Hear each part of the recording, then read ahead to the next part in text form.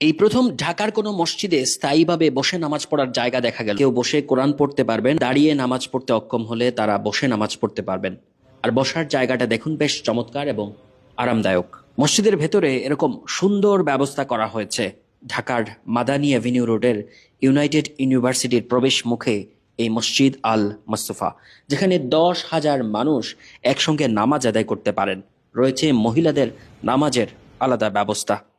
মসজিদটি এমনভাবে নির্মাণ করা হয়েছে যাতে দিনের আলো অনায়াসে এসে মসজিদের মূল ভবনে ঢুকতে পারে, যে কারণে অতিরিক্ত বিদ্যুৎ খরচ করতে হয় না।